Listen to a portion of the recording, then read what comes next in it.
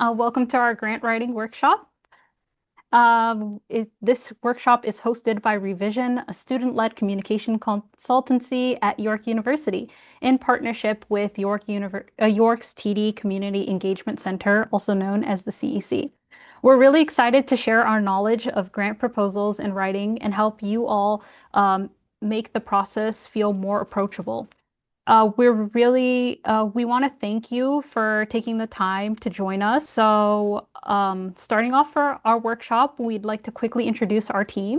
My name is Safia Mohammed. I am a fourth year student at York University with experience in creating and editing business proposals and documents such as grant writing proposals. Hi, my name is Gianluca Vella, and I specialize in research and planning. I have work experience with grant proposals, and I'm excited to share my knowledge of grant writing and editing with you all. Hi everyone, I'm Nora Kanan and I specialize in editing and collaborative writing. So I'll be showing you how to convince your audience in a way that is clear and persuasive for your grant proposals. And I'm Stephen Ang, a graphic designer at Revision, who has created persuasive writing content for the Canadian Black Music Archive. Yep. So together, our skills in professional communication and projects have taught us a lot about clear and effective information sharing and writing. And we hope to work together with you all today to strengthen your skills in grant writing and proposals. Um, Before we begin our presentation, we'd like to start off with a land acknowledgement. Stephen. So, we recognize that many Indigenous nations have a longstanding relationship with territories upon which York University campuses are located that precede the establishment of York University. We acknowledge its presence on the traditional territory of many Indigenous nations. The area is known as Tkaronto, has been cared for by the Anishinaabeg Nation, the Haudenosaunee Confederacy, and the Huron-Wendat. It is now home to many First Nations, Inuit, and Métis communities. We also acknowledge the current treaty holders, the Mississaugas of the Credit First Nation. This territory is subject to the Dish with One Spoon Wampum Belt Covenant, an agreement to peacefully share and care for the Great Lakes region. For this workshop, our goal is for you to feel more confident in how grant proposals actually work and how to write one yourself. We'll walk through what grants are, how proposals are structured, and some key strategies to make your writing more persuasive. And as we go, we'll apply everything to a real example so you can see how all the pieces come together in practice. So, the case study example we'll be using will follow Mr. Smith. He's a teacher in the Jane Finch community who wants to start a free after-school soccer program and mentorship initiative for the youth ages 12 to 16. The program will feature weekly soccer training, volunteer mentors, free participation, and healthy snacks. In our example, Mr. Smith, a teacher in the Jane Finch community, wants to create a free after-school soccer and mentorship program, and there aren't many local sports programs for kids. So the goal is to create an accessible opportunity for the youth to stay active, build teamwork skills, and receive mentorship. This is the first step to understand the ideas behind our project. So our next step is helping you make your ideas become a reality using effective grant application writing. So, diving right into the writing process for a grant application, we want to talk a bit about grant applications and proposals and how they work. A grant is a financial award given to support a certain project, program, or organization, or as Samantha mentioned, a group of people. These are typically used to fund things like community initiatives, research, education, nonprofit work, and other such programs. Like loans, grants usually do not need to be repaid, but they do come with specific guidelines on how the money can and cannot be used by the person applying. To receive funding, you need to submit a formal application to request money from a funder. In this application, you will explain your project and ask for their support financially. When applying to a grant, it's not just about describing your project, it's also about helping the funder feel confident in investing financially in your ideas and your group. A strong grant application clearly answers the questions funders need to know. Why does the project matter? Why are you the right person or team to lead it? And how will the funding lead to meaningful, measurable impact in your community? Think about a grant proposal as a way of connecting your ideas to the funder's goals and priorities. Your role is to show them why your project is not only valuable, but also feasible, well planned, and worth the shot. Grant proposals can support a wide variety of initiatives from business ventures, art programs, after school programs, and training opportunities and education. In a successful case, funding approval comes from demonstrating impact, credibility, and clear outcomes from the funder's perspective. Now that we understand more about what the grant is and how to apply for one, let's explore who provides them. So the next question you may be wondering is who actually provides grants? So grants usually come from three main types of organizations. It can be government agencies, foundations, or general corporations. These funders are typically looking to support projects that align with their goals, and it could be things like community development, education, health, or social impact. For example, organizations like the City of Toronto, the Ontario Trillium Foundation, or the Canadian Tire Jumpstart all fund community-based programs. Each funder has different priorities, as Sophia was mentioning. So part of grant writing is making sure your project is a good match for what they care about. And that leads us into the next step. How do you actually find the right grant for your idea or project? So, to ensure you find the right grant opportunities for your initiative, you must look for the right funder. Here's where you'll here's where we'll guide you on how to research different grant opportunities and find funders that align with your idea. First, think about where you can search for grants. You can explore some of these links, for example, government funding databases, foundations or nonprofit websites, and local or community organizations that offer grants. These are all common places where funding opportunities are listed, but while knowing how to find grants is important, you need to understand the requirements of a grant. You will want to check things like the eligibility of requirements, the funder priorities and their goals, the amount of funding available, and the application deadline.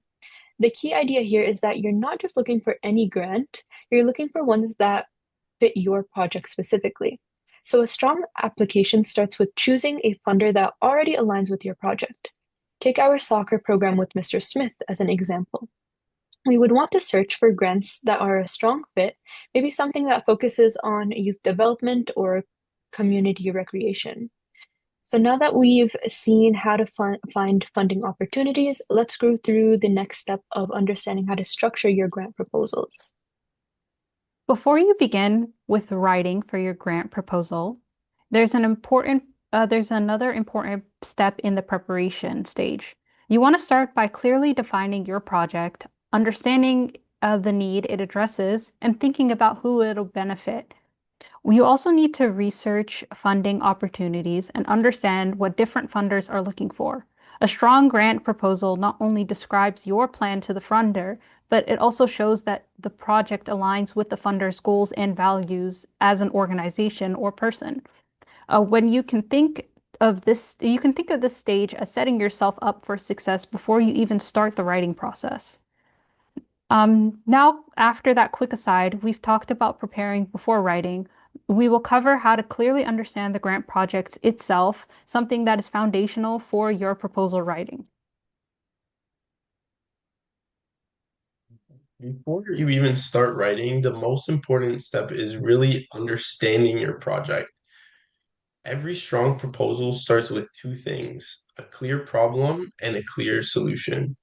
To help with that, it's useful to ask yourself a few key questions. And as we go through these, feel free to jot down your own answers so you can start building your proposal in real time. All right. First, we can think about the problem. What issue are you trying to solve? Who's affected by it? And why does it matter? Then think about your impact. Who will benefit from your project? And what kind of change are you trying to create? You also want to consider the scale and outcomes. How many people are impacted, and what kind of results do you expect? Another important piece is evidence. How do you know this is a real issue? This could come from research, data, or even lived experience. You just have to express it in a way that makes it credible to the reader, which will be the funder. And finally, your solution. What exactly will your project do? And how does it directly address the problem? This step is really about making sure your idea is clear and grounded before you start writing. So now that we've broken that down, let's actually apply it to our case example.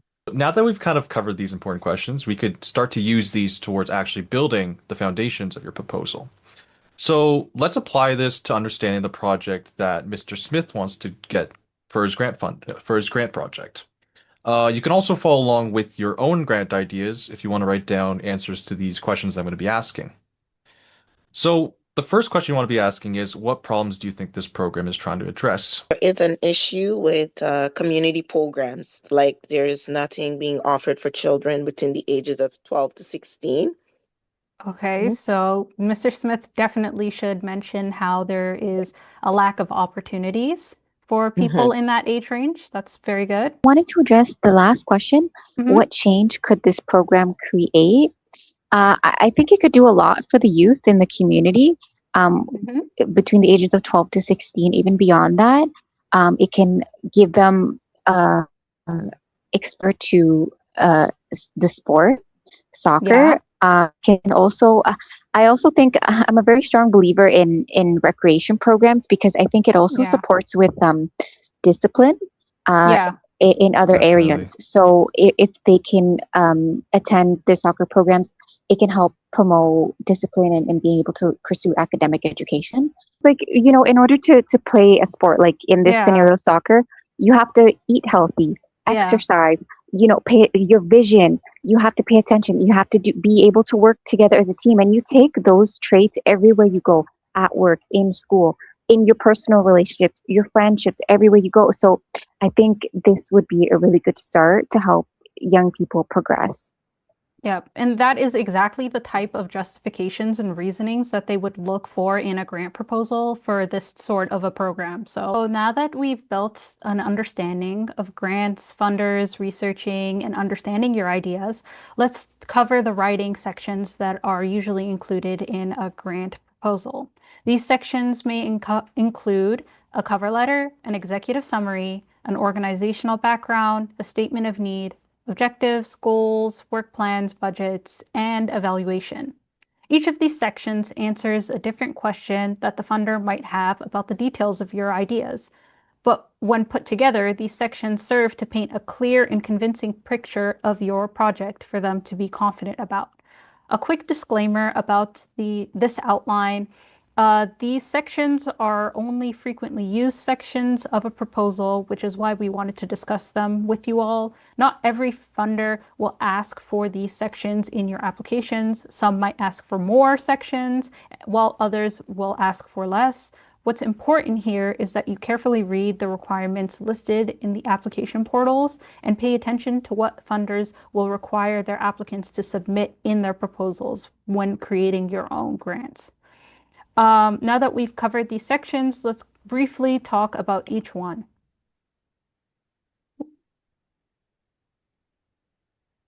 So to start us off, you have your cover letter. This is usually one page of a formal business letter at the start of your proposal, which you would usually write last. Since this section is the first thing a funder reads, it is meant to set this tone for the start of your application. This is where you would explain who you are, what your project is, and what funding you're requesting. You will briefly introduce your organization and mention the request with the exact amount needed for your project and explain what funds it will support. You will close with a professional closing, which thanks the funder for their consideration and reinforces your organization's credibility while also providing contact information for follow-up. Your letter should be confident, short, error-free, and it'll end with a signature from your organization. Similarly, in our case study, Mr. Smith's cover letter would briefly introduce his idea for a free youth soccer and mentorship program in the Jane and Finch area, why he picked this funder, and how much he needs to support his program idea. Next would be the organization background, which outlines who your organization is, your mission, and a description of your expertise, your success, and the qualifications of the key staff who will be involved in the project planning. It's used to sort of establish the credibility of your organization and show that you have skill and capacity needed to carry out your proposed idea. You can also think about the background section of your proposal like a resume, listing your experiences and accomplishments, showing why your organization is the right fit for the funding organization. In our case study, this could include Mr. Smith's experience with youth as a teacher or any previous involvement in community programs with himself in a leadership position.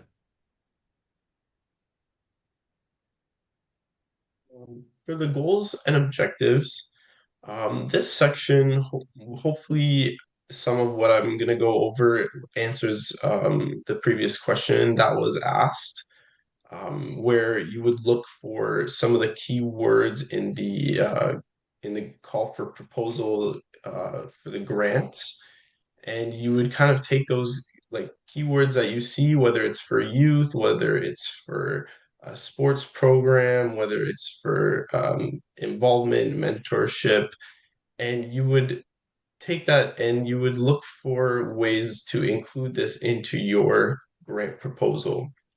So, goals and objectives help explain what your project is trying to achieve and how it will do that.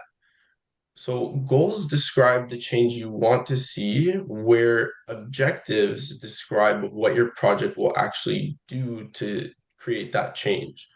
So, you can think of it like this: your goals are the big, far off things that you want your project to achieve, and the objectives are the little actions that that help you to get to the future that you want.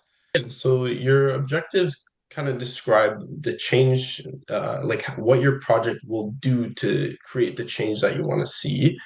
And like the goals are kind of are the far off things for your project. So, um, sorry. Yeah, so we were talking about Mr. Smith's soccer program. So the big goal of this program might be to increase access to sports and mentorship opportunities for youth, as we were talking about earlier when we were going over those questions. And the objective would be to run weekly soccer sessions for certain number of participants. So it's being a little bit more specific. This helps funders clearly see both the impact you're aiming for and how you plan to achieve it. So next is the work plan section of your proposal. This section details how your proposal will work. This part of your proposal should be organized and realistic, not just a good idea. It should also provide a detailed romance of the project's milestones and approach to how you will be implementing it. Like Jean-Luca said, it is the details and the realistic step-by-steps of how you want to approach your project. You will outline the specific steps, processes, resources, and staff to turn your plan into a reality. This section should include the activities involved in your program, like the weekly the soccer meetups, and a timeline for implementing these changes. This includes important details like who is responsible and how everything will be carried out. For our soccer program, you can talk about mentorship programs, how you're going to get jerseys, equipment, booking out different fields, and also a schedule of when you will be implementing each step.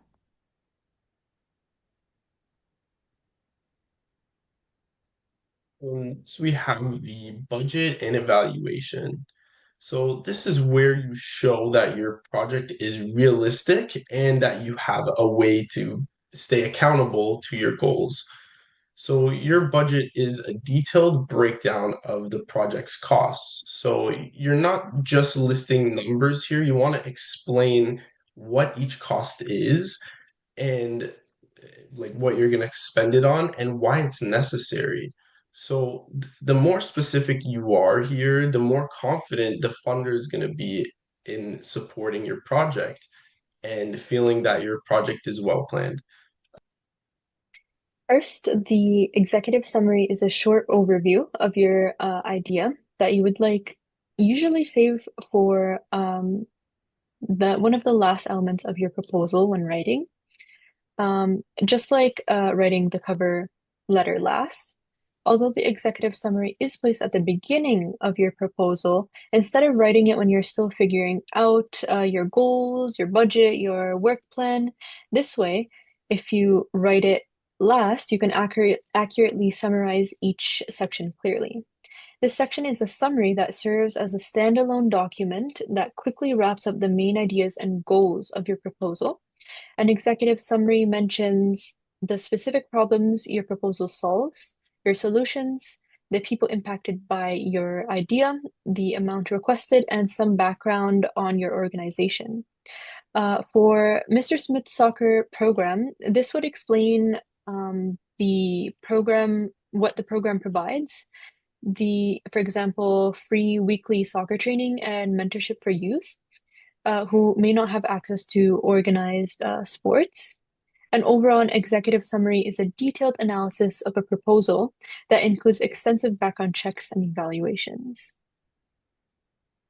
Next of the two that we really want to focus in on is the statement of needs. This section explains why your your project is necessary. This section of the proposal should convey a sense of urgency and importance towards the issue that you want to be addressing with your project. You also need to demonstrate how the issue is currently being unmet or left out by existing programs in that community or area. You should also discuss the impact that you want to create through your program on the community. You want to show that this issue is real, important, by using examples, data, or lived experience and testimonials from the people you want to target. The length of this section may vary. Some applications require that you have 2 to 4 paragraphs for statements of needs to convey all above. So it's very important to be clear in your writing and persuasive. Your statement of need lays the groundwork for the rest of your grant proposal, which is why it's so important to make sure that this section is polished to the utmost of your abilities. It also connects back to the question that we asked at the beginning of this presentation, where we discussed understanding your project using Mr. Smith's case. We considered the problem that he was tackling, the impact his program would have, the evidence that he used to support this, and the solution that he proposed to understanding his project. This answer becomes a really valuable asset when writing your statement of needs section. Here you can clearly define the project's needs, carry out your reasoning, and connect that information back to what you were talking about for writing your proposal. You want to connect this to Mr. Smith's specific example. In his writing, he would try to explain that many youths in the community face a lack of opportunities to join organized sports teams and meetings, and that limits their opportunities for physical activities and mentorships, and why his program would help fill in that gap. Notice how every section connects back to the same project. Each part touches on a different piece of Mr. Smith's story and helps build a foundation for his proposal. So, So now we're going to do a small quiz on the sections of a grant proposal you just learned. We are going to be putting up visual examples of each different part, and you're going to have to kind of write the answers out in a poll. Uh, so Byron will put that up right now, I believe. So, what makes this a strong example of budget is that it is very concise and straight to the point. It is outlining each item and even providing follow-up descriptions of what they are and how much it will cost to and the relative costs. You can clearly see where the money is going and how the costs are calculated and why each expense. So, seeing all these kind of costs and how they all add up kind of gives a fund organization more trust in your actual project. Being able to see this breakdown makes it so that they are aware of all of your expenses, and being able to know that makes it realistic, planned, and financially responsible. Let's take a moment to look at what this will be. Byron will put up the next poll and figure out which one you think it is, and we'll discuss after 15 seconds. A lot of you have said that it's an executive summary, and you're all very right about this. This it kind of shows this example of the executive summary works really well because it mentions the specific problems the proposal solves, the solutions, people impacted by your idea, and the amount requested. Luca, can you click forward a bit? Yeah, sorry. So seeing this, you could see who are the people that are affected by this. So childhood obesity in Springfield. You also have that they're children aged 6 to 12, and that you see the solution, which is to have activities like weekly fitness classes, monthly nutrition workshops, and family cooking demonstrations. This is valuable because funders often read executive summaries first, or sometimes only this. So it needs to quickly capture the attention of the funders and communicate its impact. Next one. Take a moment to look at it, decide what it's going to be.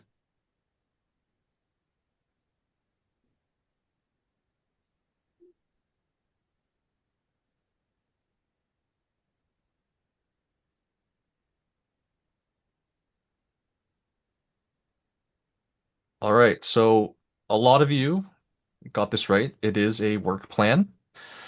So this work plan is a clear example of a good one because it kind of outlines the timeline for implementation of your objectives and it covers the responsibilities and activities it'll take to work within that timeline. So the timeline of where your activities will happen and what month they will be happening each one, which is very important towards the funders because they want to know how you're going to be carrying out your proposed grant idea. Next, we'll be doing the next pop quiz 24. Okay, so it seems most of you got it. This one is the cover letter. So similarly to the executive summary, the cover letter is also very, very important. It's your first impression towards your funders. And this one is particularly good because it explains who you are as an organization. Luke, can you click a couple times? Yep. And then it also expresses your enthusiasm towards your potential partnership.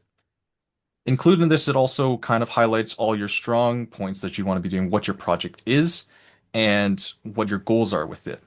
So being able to tell all this very quickly and concisely, so more short but also very clear information, it helps to build a good first impression, which is very important when you are trying to get one of your grant proposals approved.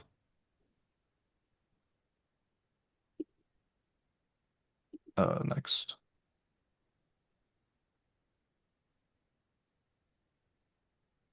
So, as Stephen mentioned, a proposal that stands out in a way that actually persuades your funders to say yes to the project is very important. So the next step isn't just what to include in your grant proposal, it's about how you present it. So this is where persuasive writing techniques come into play, and we're here to help you to learn these skills. So let's run through a quick scenario. What do you think? What do you think would persuade an organization to give Mr. Smith funding for a community program? Now that he has a clear budget, a solid work plan, and all of the right sections in his proposal, funders receive dozens of other applications. So, what do you think would actually persuade an organization to give him the money? A clear understanding on a solution or a goal that benefits both parties? Yeah, All for right. sure. Something that is clear. Amazing. Someone in the chat said the need being urgent. So, yep, Very that's, good. yep. Perfect. There's no wrong answers to this. You guys can just imagine that you are the funders and Mr. Smith is asking you for donations specifically. What do you think he should say to make you want to give him a donation for his program? Including stats, yeah, Yep, that might help with your credibility. So for sure. definitely. The proposal reflects the solution or the impact we want to make in the community. Yes, Amazing. so clearly show the impact and the solution that you want to make in the community. Yep. Perfect. So those were the main things that I was looking for. So the impact, urgency, credibility, and clear outcomes of how to persuade an organization. You would want to include those things. Um, you can also think about personal examples as well, like maybe when was the last time that you needed to do something through an email or a text, and how did you get that person to be on your side? What kind of phrasing was used and what was talked about when you were sending out that text or email? Did it end up working out? So you can kind of apply personal examples, real life examples to try to think about the way that you would want to persuade a organization. So again, just to reiterate, you would want to think about impact. You would want to think about urgency, credibility, and clear outcomes. So being persuasive, like many other skills, is something that takes practice and knowledge. Learning the right phrasing and understanding who you are talking to makes a world of difference in getting the funder on your side. And a strong grant proposal doesn't just inform the reader, it should persuade them. So for your proposal, just make sure that you're convincing the your funders of the fact that your problem is real, the need, and the fact that it is urgent. You're convince the funder that your organization is qualified, and plan a sort of plan that is realistic and achievable. And at the end of the day, you're writing for a real person, someone who needs to believe in your project enough to fund it.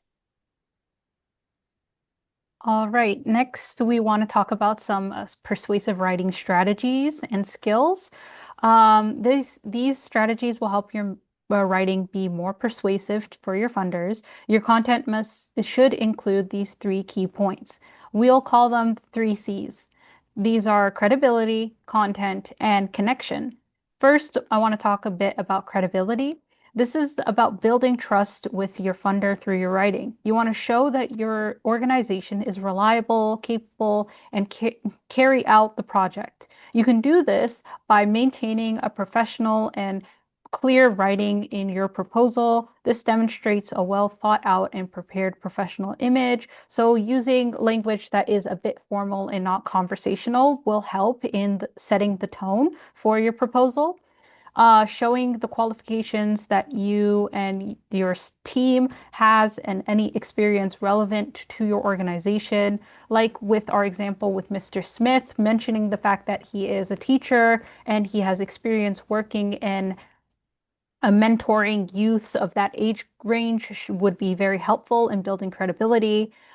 Showing accreditations, partnerships, awards, or affiliations related to your projects.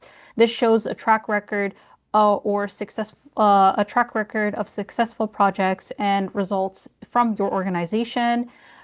You can also include references like letters of support and testimonials as to help establish your credibility to the funder.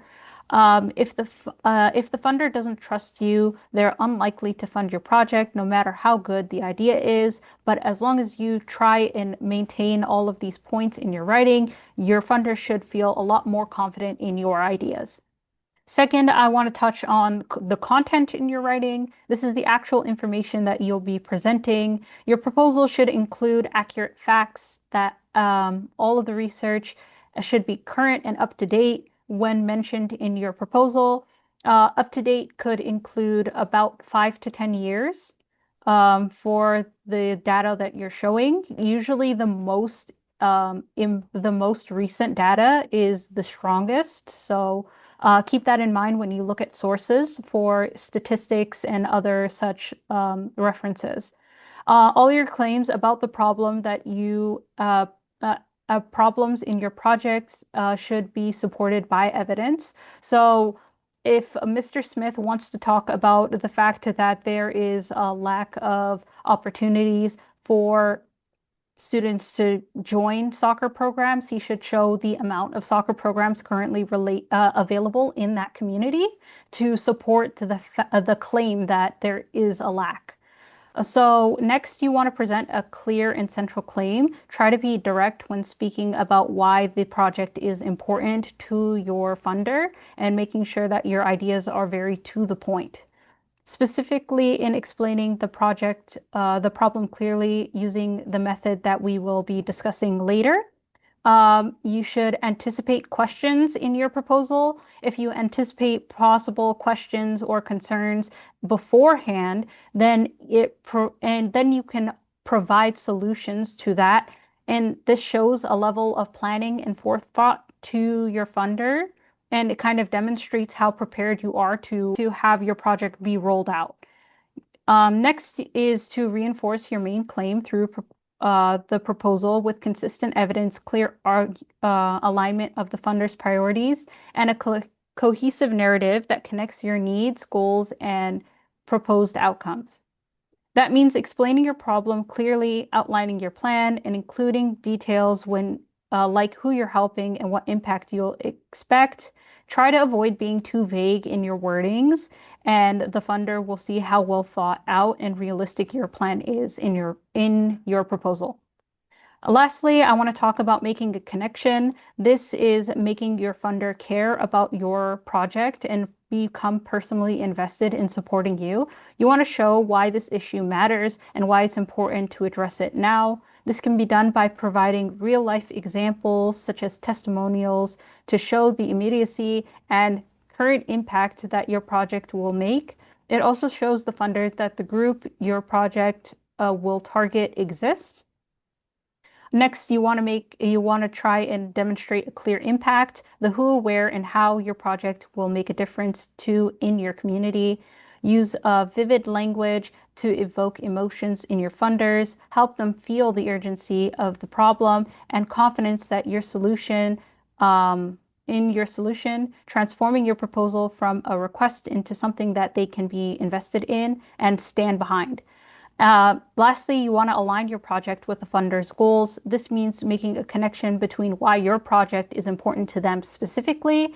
You can do this by researching your funders and looking at their foundational uh, statements and what they represent and the goals that they want to reach, and kind of align that to the issues and that your organization and project will be specifically targeting. You can do this by researching them and looking at their pages and any other sources that talk about your funder's beliefs. A strong proposal will use all three of these C's, so a funder can be persuaded to trust you, that they understand your plan, and that they care about your project. Now that we've discussed these strategies to make your writing a bit more persuasive, let's look at a simple way to structure your sentences so that you can relay information more clearly.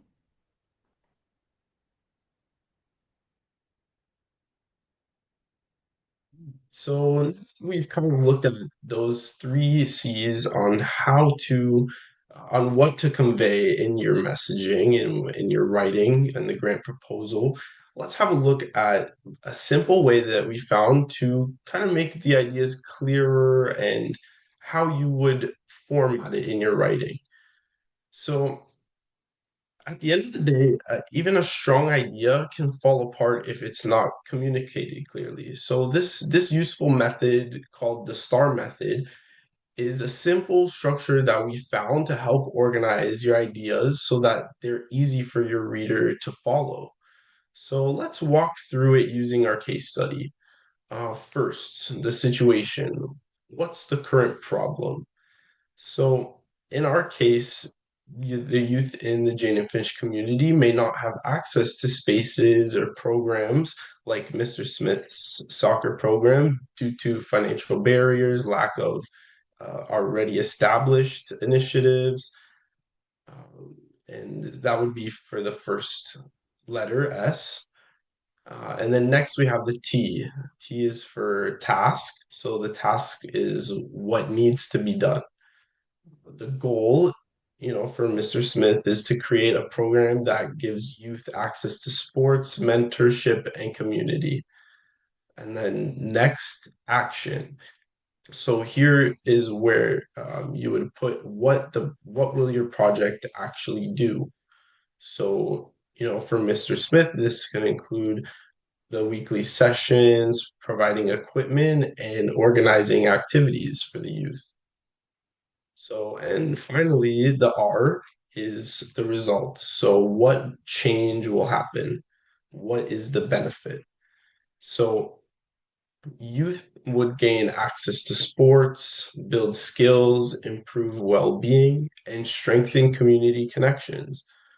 So, this structure would help your writing feel more logical, clear, and convincing. So, if you think about in the future when you're doing your own writing, you can think about this method in almost any part of uh, the grant proposal elements, whether it's the executive summary, the statement of need. This could come in handy for structuring how you would write out your sentences.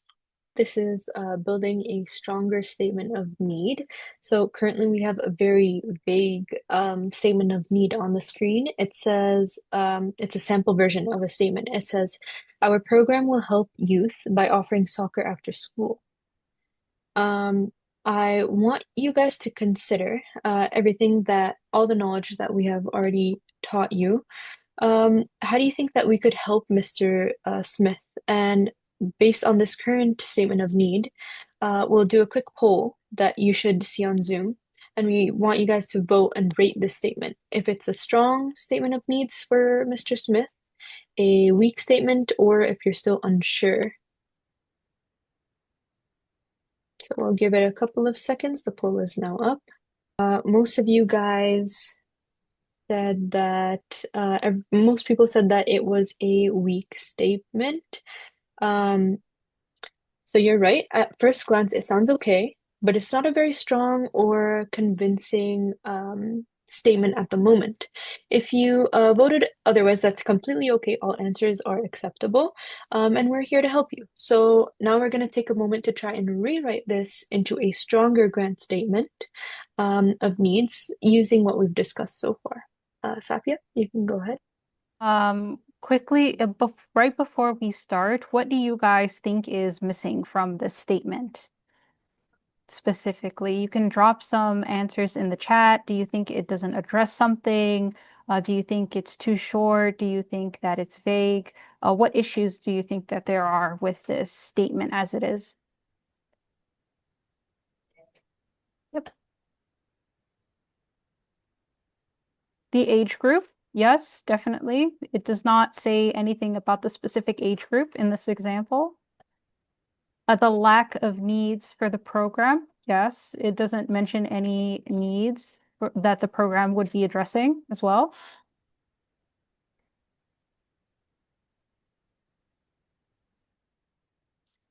So now we want to try and rewrite the statement into one that is stronger. You can think about the STAR method to describe the program's mission. So to reiterate what the STAR method is, it's what is the situation or problem? What is the goal?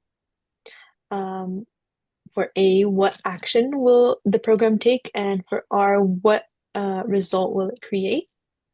Or you can also even think of the three C's that were mentioned, whichever method is best for you.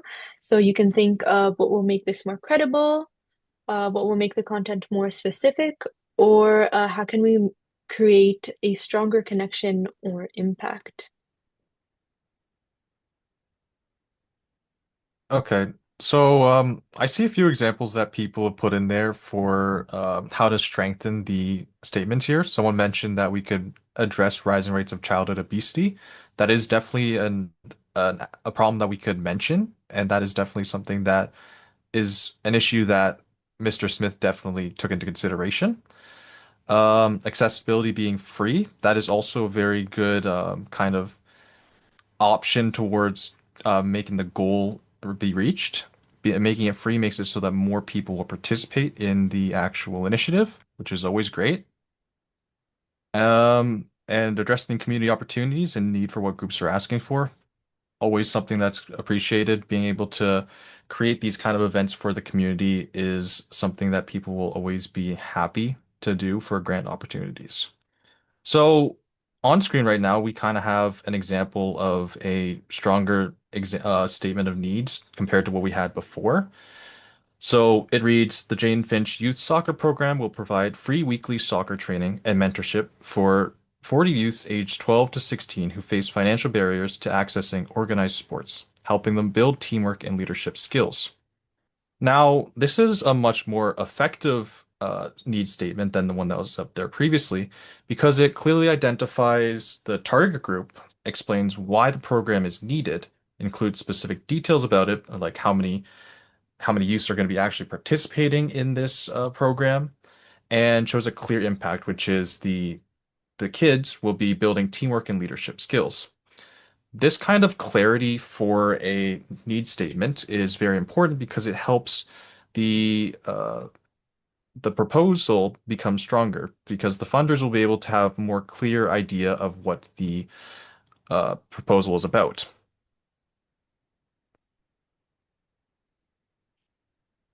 All right, now that we've gone over Mr. Smith's case for the last time and applied our persuasive writing skills to his specific grant writing idea, let's talk about some common mistakes in grant proposals and some tips that will help you in your applications. It's helpful to know what to avoid and some advice about how to strengthen your proposals a bit outside of the writing. And how to stand out the most against other applicants. First is to choose the right grant. Make sure that the opportunity actually aligns with your project. A common mistake is applying to any sort of grant that don't match your goals or focus. This usually leads to some kind of rejection. So in Mr. Smith's case, it would be important for him to apply to specifically youth and sports grants rather than something like a business grant. Second is to follow instructions carefully. Every grant has a specific requirement, whether it's formatting, word limits, eligibility, or the types of sections that they want to see in your proposal. Even small details matter to the funders, and missing them can disqualify your application or make you seem weak amongst other stronger applicants. Third is to be clear and specific in your writing. Strong proposals include clear details about who the project helps, what it does, and what impacts it will leave on the community. Being too vague or general makes your proposal seem less convincing to your funder. Fourth is to tailor each application to that specific grant. Each funder has different priorities, so it's important to adjust your proposals to match what they're looking for specifically in a grant application. Using the same generic proposal for every application that you submit to is a common mistake, but an understandable one. And finally, you want to plan ahead of your deadlines. Start early, stay organized, and give yourself some time to review your work at your own pace. Leaving things to the last minute can increase the chances of mistakes, missed details, and other things falling through the gaps. Overall, strong grant writing is not just about having a good idea, it's about being clear, careful, and intentional about how you present that idea to your funder.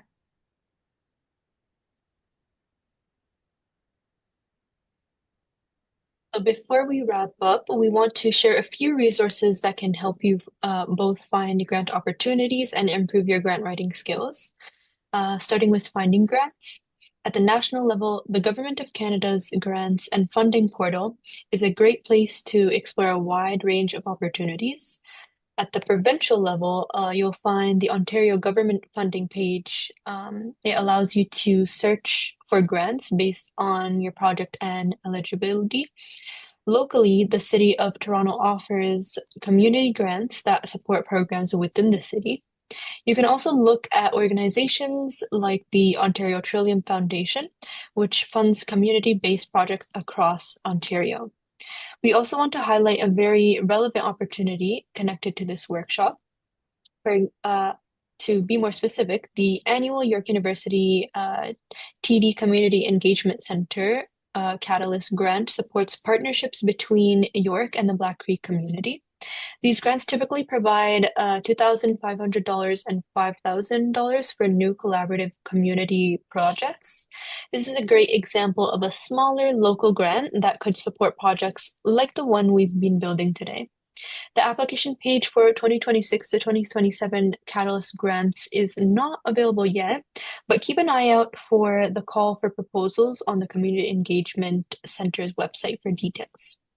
For learning and improving your grant writing, here are some websites that have helpful guides and tips for persuasive writing. Like the Grant Compass offers a detailed guide on how to structure strong proposals and make them stand out. Grant Plus shares practical advice on persuasive writing and common mistakes to avoid. Charity Village is a great resource for nonprofit tools, funding opportunities, and writing support. You can also use tools like Grammarly to help clarity, grammar, and overall readability when writing your proposal. These resources overall can help you take your ideas we discussed today and start building your own proposal with more confidence.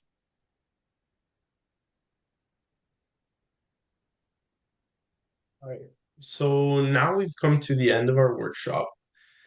Today we covered what grants are, how proposals are structured, and how to use persuasive writing to strengthen your ideas.